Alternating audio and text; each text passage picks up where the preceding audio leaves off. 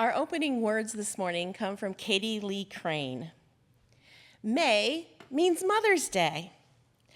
I'm going to trust Hallmark and the daddies and the 6-year-olds and grown-up kids who are mommies themselves to honor the mothers among us as they deserve to be honored, with brass bands, flags flying, breakfast in bed, and kitchens cleaned up afterwards. I wish for those mothers a memorable day full of love and laughter.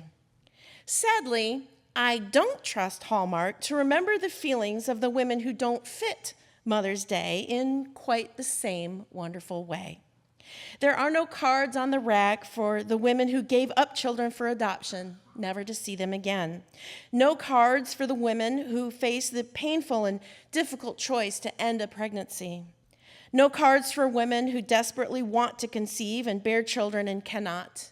No cards for women who have lost children of any age, or for the women whose children have abandoned them in anger. There is little consolation for them on a day so full of motherhood. Every year when Mother's Day rolls around, I wish there were just a little less hype about traditional motherhood and a little more acknowledgement of not so traditional mothers in our midst, people who come in all colors, shapes, sizes, genders, and ages. And more than anything, I wish there were a lot more empathy for those who suffer because, as mothers are being honored, they don't fit in quite the same wonderful way. Let us honor them on this day, women who conceived, women who bore, women who reared, women who lost, women who let go, women who made difficult choices, and people of any gender who mother. Happy day.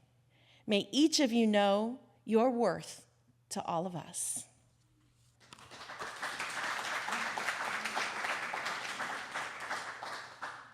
I now invite Beth to come share with us the time for all ages this morning.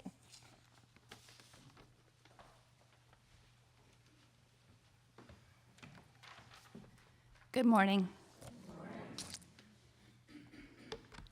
Today we're going to read a story called What's in Your Pocket, written by Heather Montgomery.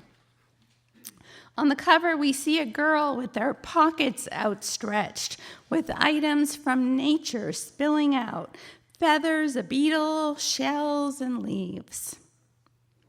When you explore the great outdoors and you find something strange and wonderful, do you put it in your pocket?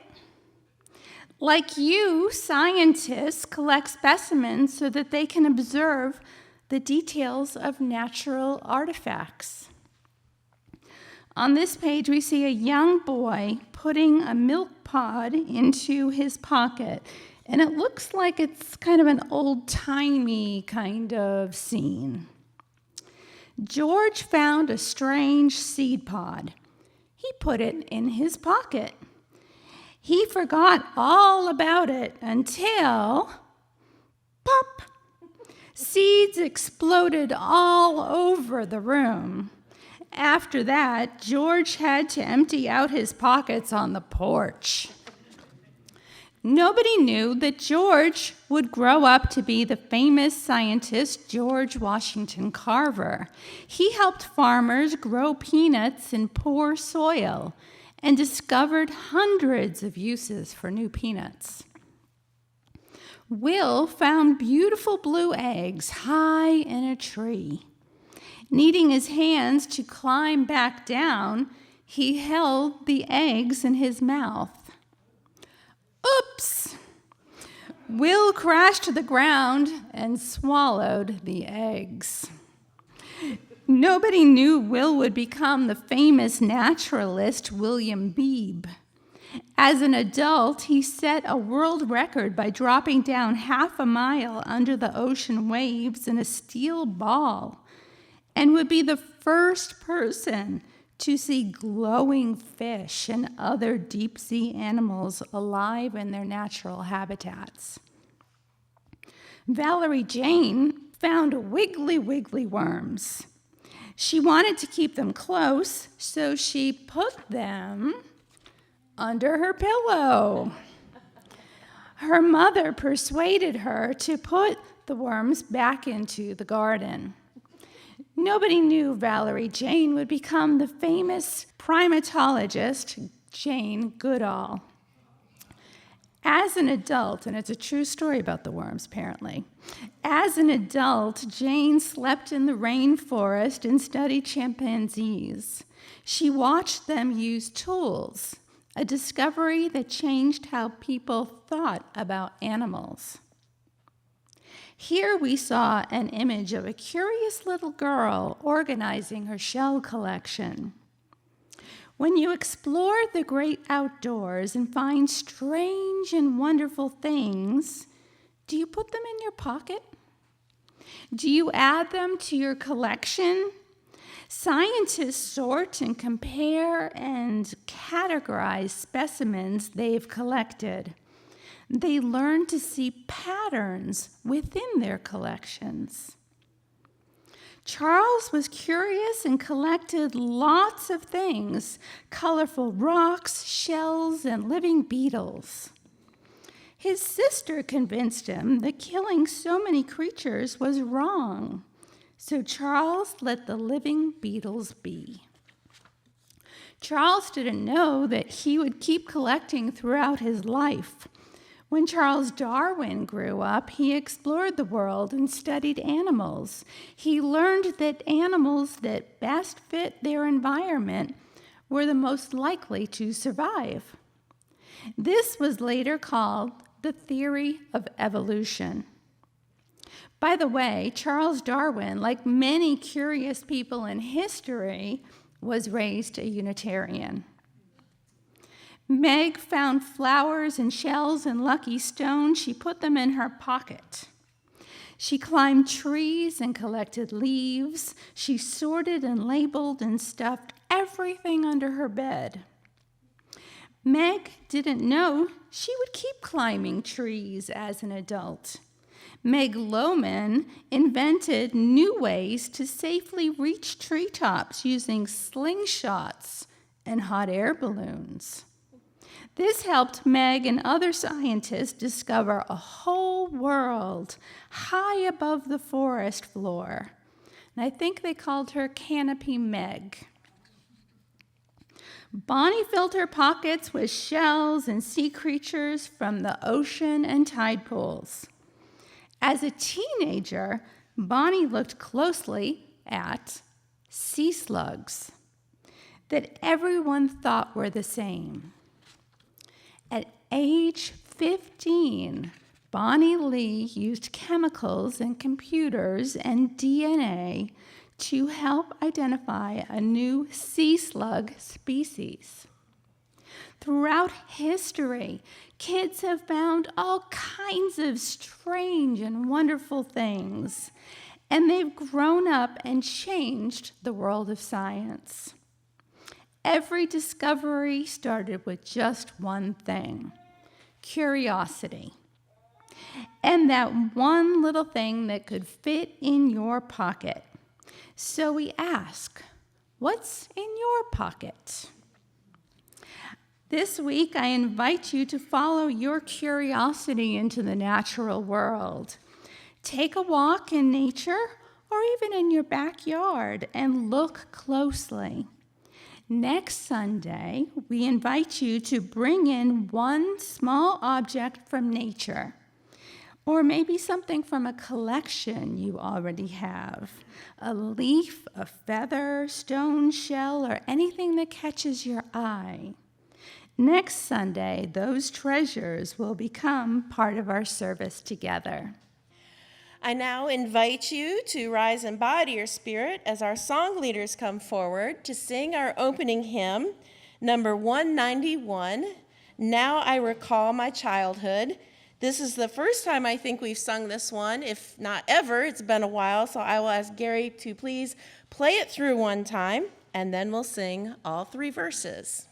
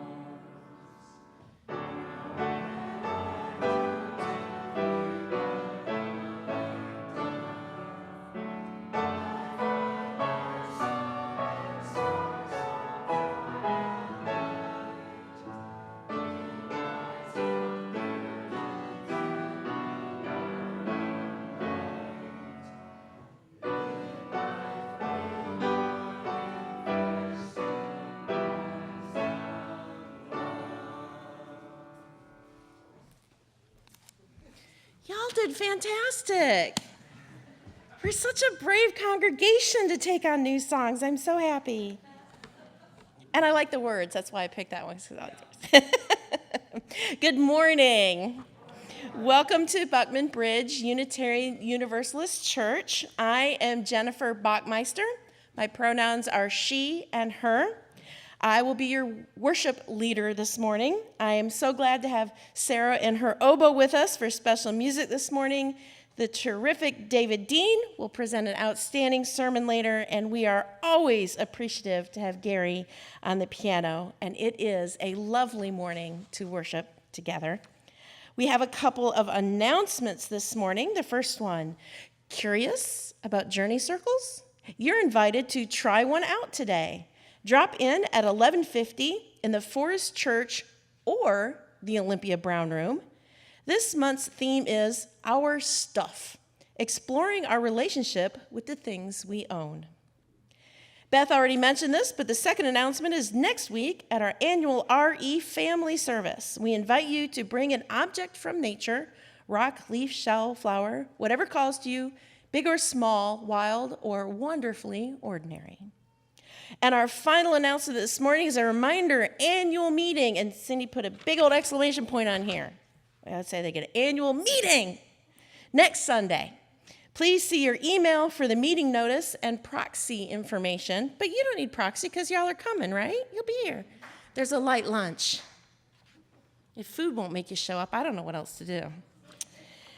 So whether this is your first UU service with us or you've been a lifelong UU, I hope you will find, like I have, that Unitarian Universalism is a faith that inspires us to be faithful, truthful, spiritual, and a loving community. We believe that facing and enjoying this real and known world with integrity is preferable to yearning for an imagined and unknown one later on. We believe that we are not sufficient unto ourselves, but are interdependent, that we are called to treat tenderly and justly the entire universe and all forms of life in it. We encourage our children to develop their own working wisdoms instead of simply inheriting the truths of others, and that's what they're doing in the back this morning if you didn't know. For us, love is not an abstraction or a platitude. Our purpose on earth is not only to discuss love, but embody it. If you are interested in learning more about UU in general and our congregation in particular, please check at the welcome table by the front door for information on our Learn About Us classes. We also encourage our visitors to stop by the welcome table if you haven't already and get a name tag so that we may get to know you by name. I'm a terrible example because mine's still back on the board, but I told you my name, so. Everyone is welcome to stay after the service for beverages, refreshments, and fellowship. We do set some chairs up in the back so everyone can be included in the conversation and snacking. Since we are always learning how to best include everyone, please let our sextant Josh or membership chair Julie know if you have a need that is not being met. We do want to keep widening our circle. We encourage all to help us foster a worshipful atmosphere this morning, so please put your phone on silent or airplane mode, or you can just turn it all the way off. That's okay. Don't turn it back on until tomorrow. Nothing's happening today. If you are prone to making joyful noise but are concerned about disturbing your fellow congregants' zen, allow me to suggest two movements that our youth use in their group meetings. This means yes or amen or I agree, and this is applause in American Sign Language. You can use both of them. Yes. Yay. Wait. Look. I'm ambidextrous. Welcome, one and all, to our Unitarian Universalist community. We joyfully welcome you, whoever you are, whatever religious tradition, gender, race, sexual orientation, or age you represent. Through all your days in our presence, may you experience love. Our worship begins with the lighting of the chalice. This simple ritual of gesture and words awakes within us a spirit of reverence, shared community, and hope. But why a chalice, you may ask? The Reverend Steve Eddington wrote, "In the days preceding World War II, the Boston-based Unitarian Service Committee was attempting to rescue Unitarians and other religious liberals from those parts of Europe, notably Czechoslovakia, where their lives are being threatened by Nazis. The flaming chalice was the code by which those needing to be rescued identified themselves to the committee. The symbol now symbolizes wisdom, knowledge, and spiritual insight, and the flame that rises from the chalice represents the light of illumination and understanding. But I really like that the chalice was initially a secret code.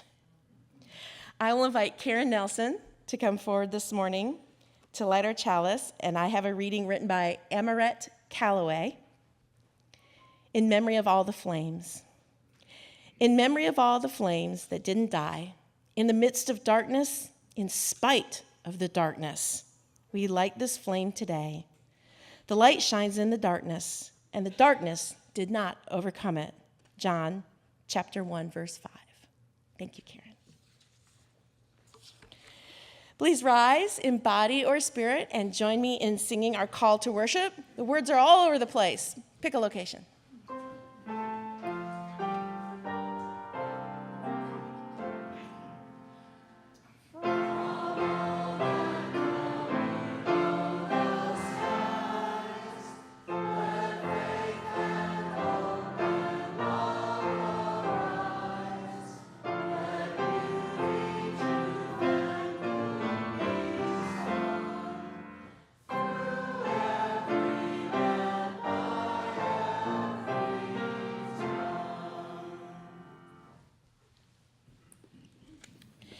As a creedless faith, the members of this church are joined together in a covenantal relationship, which we individually and collectively enter into with intention.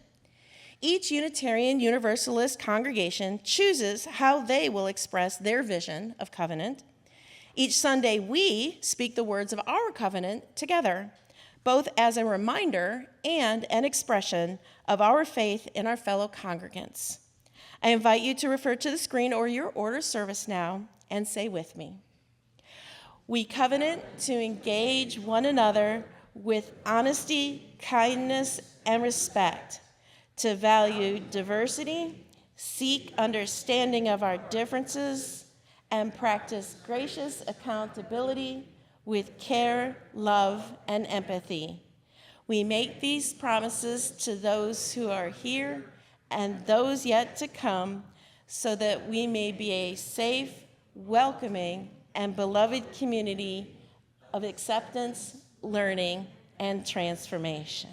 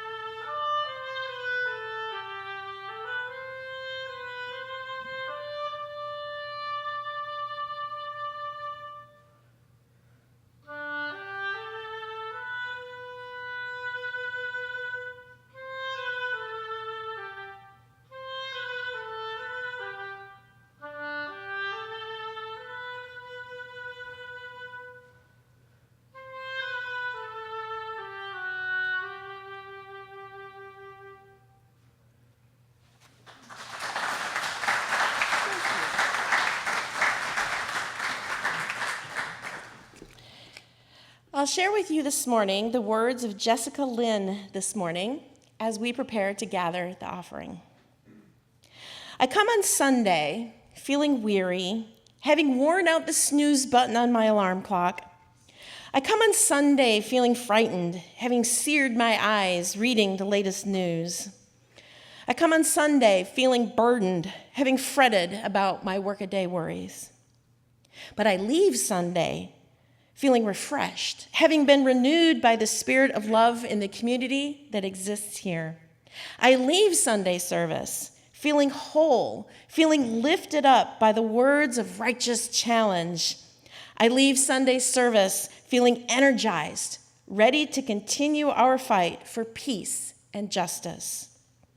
This haven, this refuge, this place of worship and wonder exists because we make it so, with our contributions, the gifts of time, our skills, our food, our love and our laughter, and our money. Please join me in giving so that we may continue to have a place that fortifies and challenges us in these trying and troubled times. As our offertory ushers, Penny Peterson and Ted Clisby, gather the offering, please take the plate and pass it to your neighbor. Penny and Ted will help us cross the aisles, and at the completion of the offering, please rise in body or spirit, and we'll sing hymn number 123, Spirit of Life.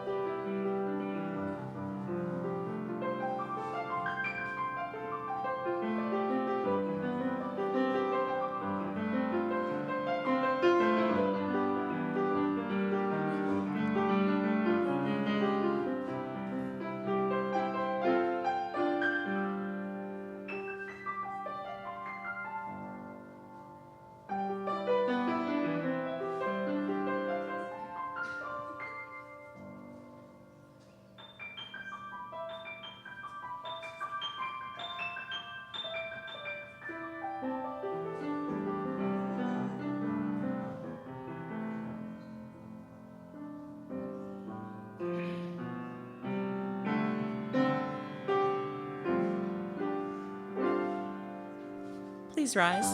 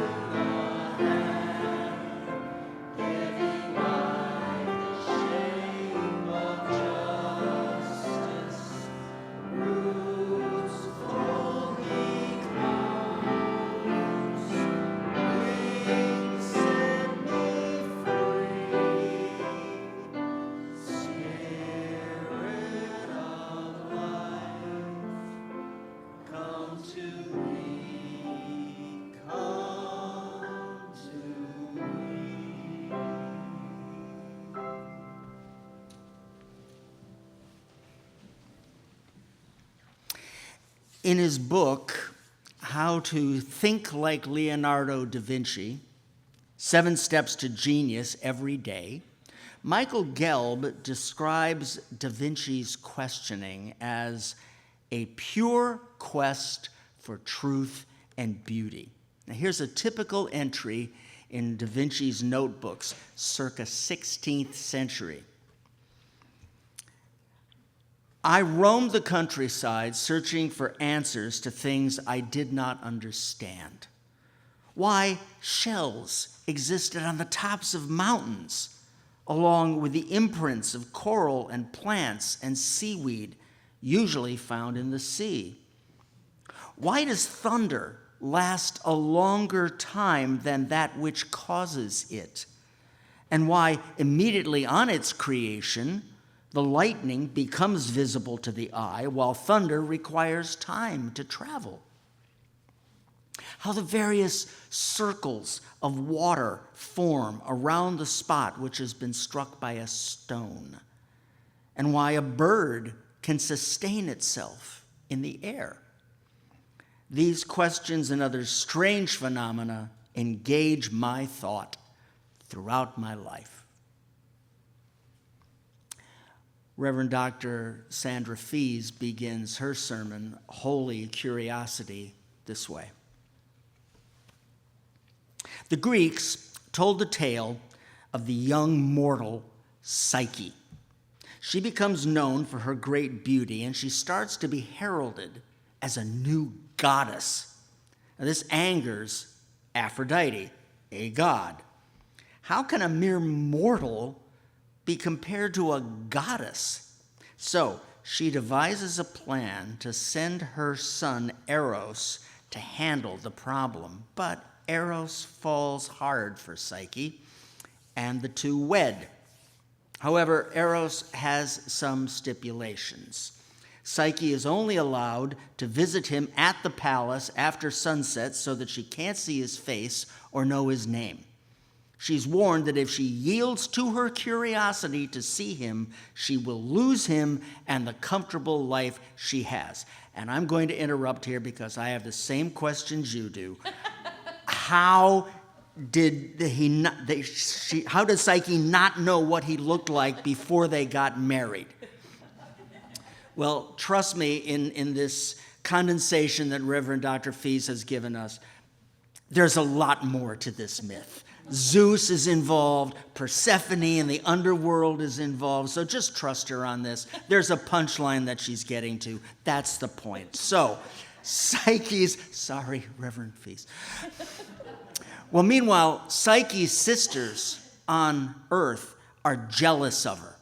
They convince Psyche that her husband has to be a monster and that this is the reason she's not allowed to see him. So Psyche approaches the sleeping Eros with a lamp to look upon his face, discovering not a monster, but his true beauty and divinity. But a bit of oil drops from her lamp onto his face, burning him. Eros awakens. Betrayed, Eros abandons Psyche. And Aphrodite punishes Psyche by demanding impossible tasks of her. But ultimately, Psyche is able to succeed at these tasks, and the tale turns out well. Eros and Psyche reunite. And here's the punchline. Curiosity gets Psyche in a lot of trouble and get us into a lot of trouble too. All right, so we all know the saying, curiosity killed the cat.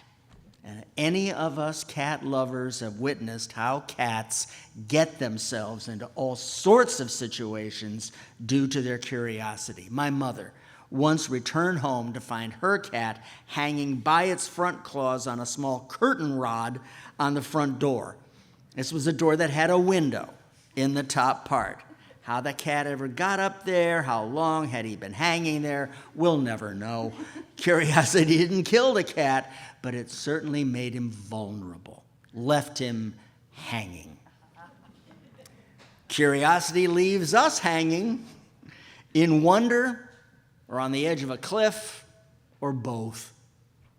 Perhaps that's why children are so curious and why adults sometimes discourage their natural curiosity. Most of us, sooner or later, as children and as adults, are discouraged by asking questions, at least certain kinds of questions, because of the fear of the answer or the fear of getting into trouble for asking it in the first place.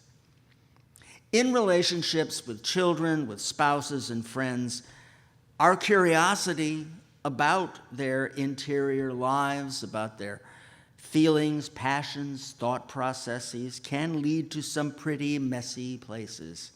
And maybe it's better not to poke around. Even our curiosity about our own minds can lead us to places we never imagined. And some of those places are puzzling, frightening, and amazing all at once. I remember my father once saying that he didn't like to recall his dreams because they just upset him. I felt that way sometimes, too. Curiosity pushes us outside our comfort zone, beyond the status quo, beyond what we already know or we think we know. When we meet someone new, we meet new challenges at work or in our personal lives. We see a new place for the first time. We have a choice about how we respond. We can see what we've always seen and know what we've always known. We can ignore what's around us because we're just too busy or just disinterested. Our consumerist culture distracts and amuses us. It keeps our lives busy, even hectic, and persuades us to ignore injustices, bigotry, greed, and even to see them as just part of the way things are. We can even buy into it all and look at what's around us as being there for our use, for our personal needs and desires, and always ask, not with curiosity, but with self-interest, what's in it for me? To be curious is to risk our certainty, even our security and safety at times.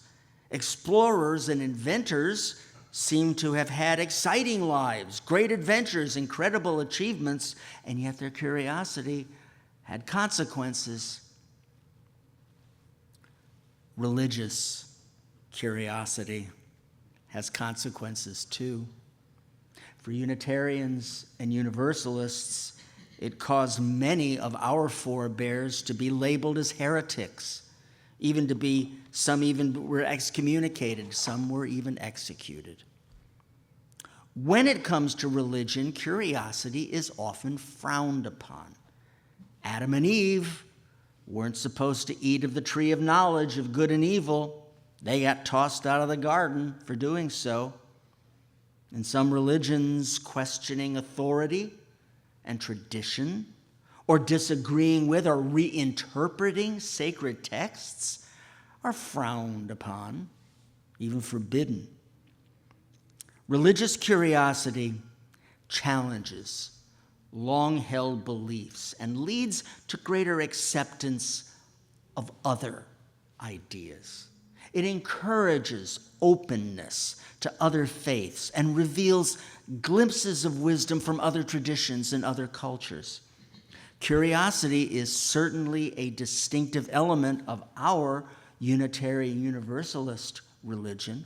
Now, we aren't the only religious people who have a sense of curiosity, but we are distinct in naming curiosity as an explicit aspect of the religious journey. UU minister Scott Taylor describes the many faces of UU curiosity this way. We were the little kids who refused to accept what the Sunday school teacher told us unless they could give us a response to our regular mantra of, why? We are the adults who push each other to hold our convictions lightly, always exploring other answers and remaining open to the possibility that our answer may not be the right one, or at least the right one for everyone. We love the questions more than the answers.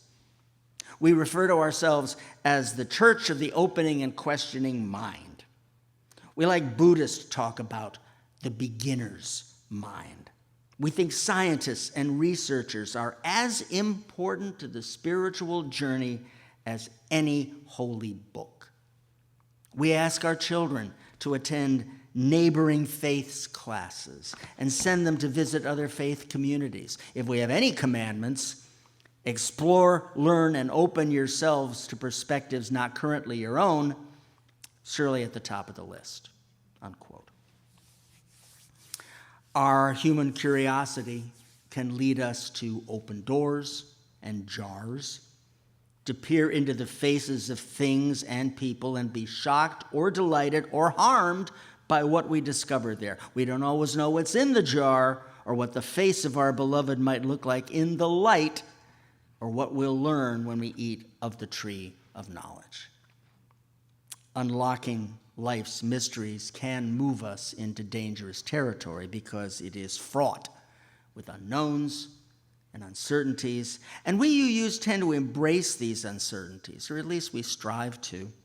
We strive to be engaged in what Michael Gelb called the pure quest for truth and beauty, quoting Da Vinci. We're like the fabled cat. But what we found, despite the risks, is curiosity killed the cat, but satisfaction brought him back. So how can we cultivate this curiosity of ours? How can we think more like Leonardo da Vinci? Michael Gelb identifies curiosity as the first of 7 principles that underlie da Vinci's genius. He defines curiosity as an insatiably curious approach to life and an unrelenting quest for continuous learning. Gelb says, great minds go on asking confounding questions with the same intensity throughout their lives as Da Vinci did. Not just any questions, but confounding ones, and with intensity.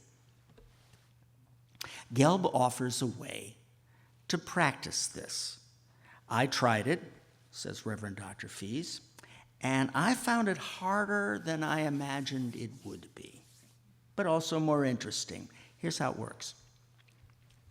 Make a list of 100 questions. The list can include anything you consider significant. Make the list in one sitting.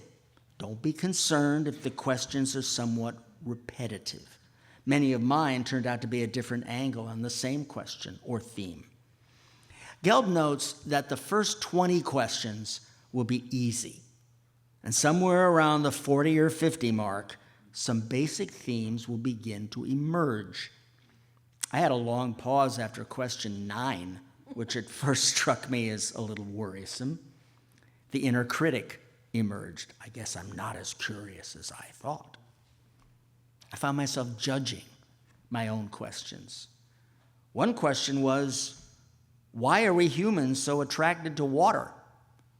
But I didn't write it down because I thought it was too obvious. And yet, later that same day, I stumbled onto a whole article that explored why we humans are so fascinated with water. So I went back and I added the question to my list. So after you jot down your 100 questions, the next step is to hone the list to 10. Your top 10, just 10. If you're like me, you're curious about what other people put on their lists. So let me share 10 power questions Michael Gelb drew from the lists of many people. Okay, here they are. Number 1. When am I most naturally myself? What people, places, and activities allow me to feel fully myself? Number 2, what is one thing I could stop doing, or start doing, or do differently starting today that would most improve the quality of my life? Number 3, what is my greatest talent? Number 4, how can I get paid for doing what I love? Number 5, who are my most inspiring role models? Number 6, how can I best be of service to others? Number 7, what is my heart's deepest desire? Number 8, how am I perceived by my closest friend, my worst enemy, my boss, my children, my co-workers, etc.? Number 9, what are the blessings of my life? And number 10, what legacy would I like to leave? Now, my themes revolved around nostalgia, memory, knowledge, and how we know what we know, love, death, and dying, dreaming, how the natural world works, relationships, and calling and purpose. My top 10 list included things like, what do birds have to teach me? I've been fascinated with birds lately. Where am I being called? Where and to whom do I belong? Why do we dream? What are my dreams telling me? What will the future look like? What will the next great invention be? So I encourage you to take a few minutes this week and try this exercise. The top 10 questions are an excellent source for ongoing reflection, meditation, journaling, creating art, discovering areas of focus or study. They can help guide you into further exploration of what matters most to you in your personal life, your work, your relationships. An insatiable curiosity is a way to experience daily life with intensity and playfulness and wonder and amazement at our being part of the interconnected web of life. It leads to knowledge, intimacy, and soulfulness. It is the path to self-knowledge, understanding of the other, and knowledge of the larger world. Curiosity listens for the still small voice, the spirit of life in all things. It makes all things new. It is the new day, the first morning, the first bird. And in the words of Albert Einstein, may you never lose a holy curiosity. May it be so. Amen. Blessed be. And I would like to invite the song leaders forward to sing our closing hymn. Thank you. The closing hymn is number 27, I Am That Great and Fiery Force, which I promise you is not from The Wizard of Oz. It is also something that I don't believe we've sung this one before either, and I see in the hymnal that it was written in the 12th century, so it can't be that hard, can it? Music was much simpler in the 12th century. So here it is, I Am That Great and Fiery Force, hymn number 27. Please rise in body or spirit and stay standing for the benediction. Gary, please play it for us once.